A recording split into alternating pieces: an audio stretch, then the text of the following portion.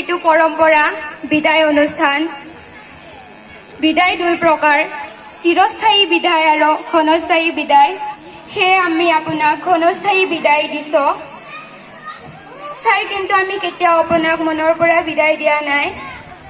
আপুনি সদায় আমাৰ শিক্ষাগুৰু হৈ থাকিব আৰু আপুনি যাতে সুস্থ থাকক, দীৰ্ঘয়ী হওক, এয়াই আমাৰ ভগৱান বা আল্লাহৰ ওচৰত কামনা কৰিছোঁ।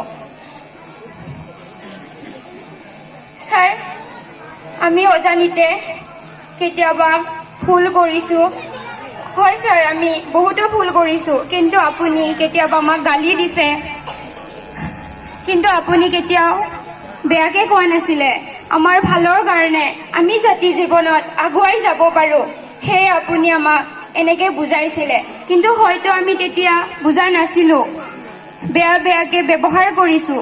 কিন্তু আপুনি যাতে এইবিলাক সকলোবোৰ নিজৰ ল'ৰা ছোৱালীৰ দৰে ভাবি ক্ষমা কৰি দিয়ে। মোৰ বক্তব্যত যদি দুই এষাৰ কিবা ভুল হয়, তেনেহ'লে আপোনালোকে নিশ্চয় ক্ষমা কৰিব বুলি আশা ৰাখিছোঁ। ধন্যবাদ।